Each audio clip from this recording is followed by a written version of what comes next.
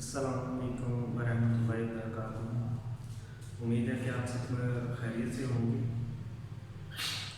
आ, हम अपना इमरानियत का जो लेक्चर जो क्लास में चैप्टर नंबर 11 हम पढ़ रहे थे, उसी का आगे जो सवाल था रह गया। चैप्टर का लास्ट सवाल जो था वो आज सवाल हम करेंगे, उसके ऊपर बात करेंगे लास्ट सवाल के अंदर।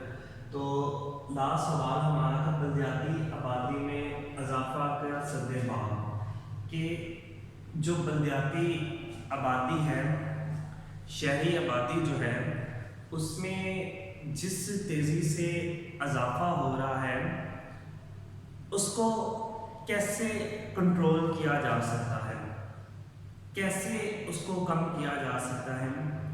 तो इसके सद्देबाब क्या होने चाहिए, इसका हल क्या है। मतलब पीछे हमने इसकी वजूहात पढ़ी कि बलदियाती आबादी में इजाफे की वजूहात क्या हैं और उसको वो कितनी तेज़ी से कैसे रोक पा रही हैं। अब हम आज का जो हमारा सवाल है वो बलदियाती आबादी में इजाफे का सद्देबाब है। कि हम आज अपने सद्देबाब के ऊपर क्या करेंगे, बात करेंगे। तो सद्देबाब के अंदर अगर बात करें तो जो पहले नंबर पर चीज़ आती है उसमें देखा जाए तो सनती यूनिट का क्या, अब ये पहला है। दूसरा देखा जाए सनती और हरफी तालीम है, सनती शहर का क्या है, रोज़गार का मौके हैं, बुनियादी सहूलियात की फराहमी और आबादी में इजाफे का रोका जाए। मतलब ये इक़दाम हैं जिनके तहत हम जो है वो बलदियाती इजाफे को रोक सकते हैं। देहातों के लोगों को अगर हम ये फैसिलिटीज़ वहाँ पर मुयस्सर कर दें, मुहैया कर दें, तो उम्मीद है काफ़ी हद तक हम ये कह सकते हैं कि इनको वहाँ पर लगाने की वजह से या लोगों को इनकी तालीम देने से काफ़ी हद तक शहरों की तरफ जो तेज़ी से आबादी का रुझान है उसको क्या किया जा सकता है, कम किया जा सकता है। तो बेसिकली ये बहुत ज़रूरी है आबादी की रोकथाम के लिए। अदरवाइज़ आबादी अगर इसी तनासब से बढ़ती जाएगी तो वो और ज़्यादा मसाइल को क्या करेंगी, पैदा करेंगी। तो इसलिए इसका सबसे पहले इन मसाइल पर काबू पाने के लिए मगरब के माशरे ने बहुत सी तजावीज़ दी। अब मगरब ये वाहद पाकिस्तान का मसला नहीं है, इसमें अगर देखा जाए तो ये तकरीबन दुनिया के तमाम माशरों का एक मसला रहा है और मसला है भी। हर मुल्क या हर माशरा इनके लिए कुछ तजावीज़ के तहत काम करके इनको कम करने की क्या कर रहा है, कोशिश कर रहा है। जिसमें पाकिस्तान के लिए भी यहाँ पर चंद तजावीज़ जो है वो क्या की गई हैं, पेश की गई हैं, जो कि यूरोपीय ममालिक ने पेश की, लेकिन वो भी इन पर काबू ना पा सके। अलबत्ता उन्होंने अपने दही इलाकों को शहरी ख्वास देकर नकल मकानी के सैलाब को रोकने की कोशिश की है। अब यहाँ पे बात देखें तो अमेरिका जैसा तरक्की याफ्ता मुल्क जो है वो भी इन चीज़ों को कम नहीं कर सका। तो लेकिन उन्होंने इन चीज़ों के सैलाब को रोकने के लिए जो हिकमत अमली अपनाई या तरीक़ाकार अमल में लाए, वो तरीक़ाकार कुछ इस तरह है कि जिसमें उन्होंने अपने वहाँ के लोगों को जो दही इलाकों में आबाद हैं उनके लिए कुछ ऐसी फैसिलिटीज़ क्या कर दी, पैदा कर दी, जिनमें ये जिनका जिक्र हम यहाँ पे करने लगे। ये तमाम ऐसी फैसिलिटीज़ उन्होंने क्या की वहाँ पर पैदा की ताकि लोग जिन सहूलियात की खातिर क्या करते हैं, वहाँ से हिजरत करते हैं और नकल मकानी करके क्या करते हैं, दूसरे शहरों की तरफ आते हैं, ताकि ऐसी चीज़ें वहाँ पर पैदा कर दी जाए या वहाँ पर देकर उन लोगों को यहाँ पर आने से क्या किया जा सके, रोका जा सके। तो ये एक बहुत ही अच्छी तजवीज़ है कि मतलब जो शहरी आबादी की तरफ लोगों का रुझान है उसको क्या किया जाए, कम किया जाए। तो इसमें امریکہ کے دیہی علاقوں میں تقریباً 80% گھروں میں ٹیلی فون لگے ہیں۔ اب دیکھیں کہ آج کا جو ہے وہ دور وہ ایسا ہے کہ اس میں 80% انہوں نے کیا کر دی ہے کہ وہ فون کی سہولت جو ہے وہ ہر گھر کے اندر دے دی۔ تو ٹیلی فون کی سہولت انہوں نے ہر گھر کے اندر پرووائڈ کر دی۔ تو یہ ایک اچھی تجویز ان کے ذہن میں تھی، جو کہ اکثر لوگ ان کی وجہ سے بھی کیا کرتے تھے، شہروں کے اندر ہر گھر میں بجلی ہے، مطلب بجلی کی فراہمی، اس میں جو انہوں نے دوسری چیز جو ہے وہ بجلی کی فراہمی جو ہے وہ ہر گھر میں دی۔ یہ اس کے بعد دوسرے نمبر پہ آتا ہے، پہلے پھر ٹیلی فون ہے، تو ٹیلی فون کے جو ہے وہ انہوں نے سہولت جو ہے وہ فراہم کی۔ تو اس کے نمبر 2 پہ پھر اس کے بعد پختہ سڑکیں، یہ بھی ایک اچھا ان کا جو ہے پختہ سڑک جو ہے، مطلب تاکہ لوگوں کو شہروں کی طرف آنے جانے میں کیا ہو سکے، آسانی ہو۔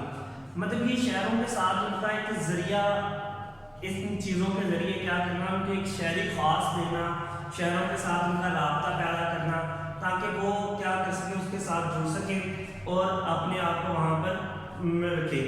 ذریعے کمیونٹی سینٹر سے جڑے ہیں، جہاں ڈاکخانہ، بینک، ہسپتال، دکانیں، تفریح ادارے، اسکول اور کالج وغیرہ موجود ہیں۔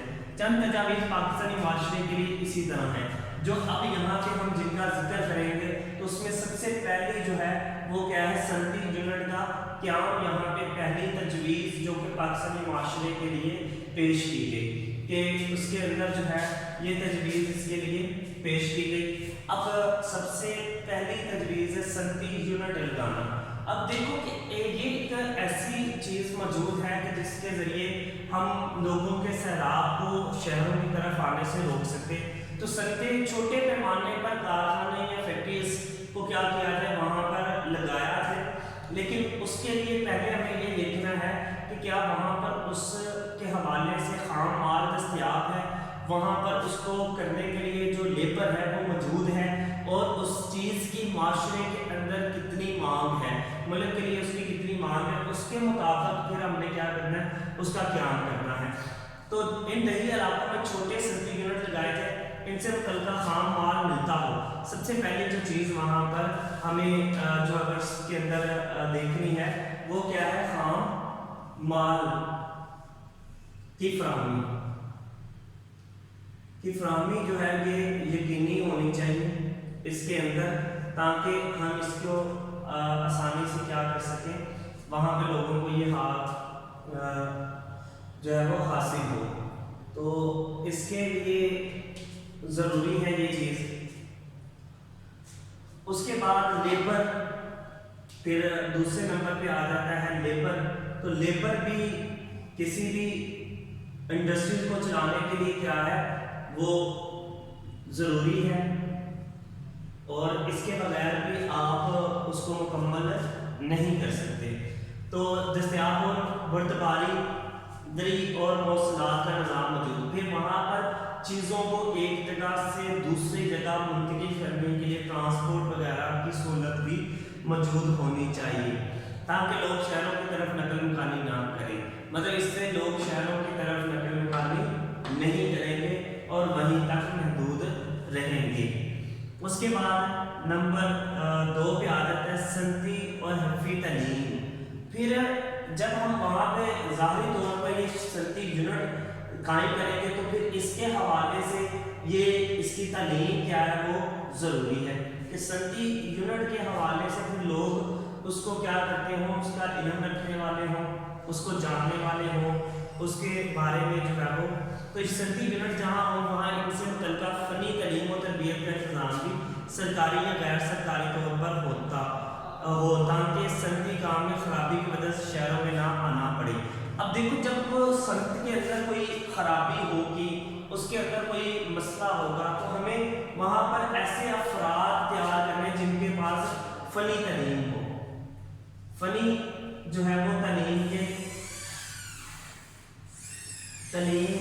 کے حوالے سے یہاں پہ ہم نے کیا کرنا ہے افراد کو یہاں پہ قائم تو تاکہ وہ اپنے اس حوالے سے کیا کر سکیں کہ تربیت ان کو فنی تعلیم اس لیے دینی تاکہ جب اس کے اندر کوئی خرابی پیدا ہو تو وہ اس کو کیا کر سکے وہیں پہ حل کروایا جا سکے، یہ ضروری ہے۔ اس کے بعد صنعتی شہر کا قیام، پھر اس یونٹ کے قیام کے فروغ کے لیے ایک ہسپتال، اسکول، کالج۔ اب یہاں پہ اس کے بعد کی جو چیزیں آتی ہیں وہ کیا ہوگا، ایک ہسپتال،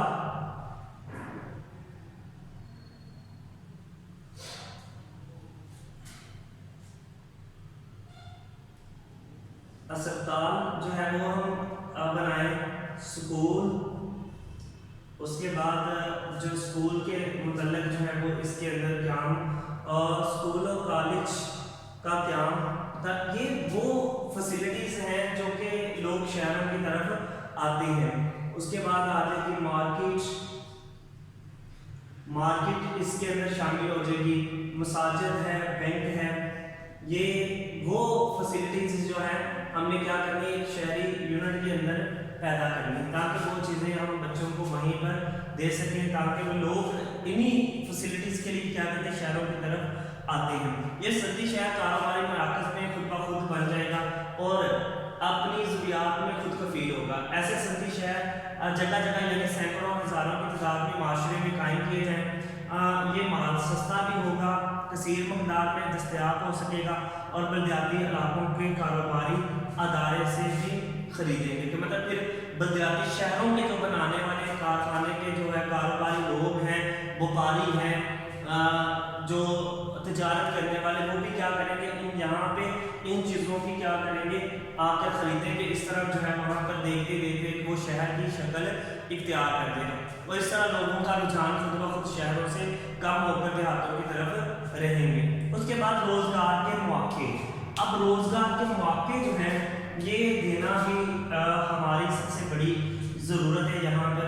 تو دیہی علاقے میں روزگار کے مواقع پیدا کیے تھے تاکہ لوگ اپنے علاقے میں رہتے ہوئے اپنی ضروریات پوری کریں، کیونکہ دیہی علاقوں میں جو شعبے ہیں وہ سادہ ہیں، وہاں پر اپرچونیٹیز کم ہیں، جو روزگار کے مواقع وہ بہت کم ہیں، اس لیے لوگ روزگار کے لیے بھی سلسلے میں بھی کیا کرتے ہیں وہ شہروں کی طرف آتے ہیں۔ تو اگر وہاں پر ان کو روزگار مل رہا ہو تو لوگ کبھی بھی جو ہے وہ شہروں کی طرف رجوع نہیں کریں گے۔ تو یہ بھی ایک اچھا اقدام ہو سکتا ہے کہ ہم لوگوں کو وہیں پہ کیا کریں، روکیں، شہروں کے اندر آنے سے بجائے ان کو وہاں پر جو ہے وہ یہ سہولتیں فراہم کریں۔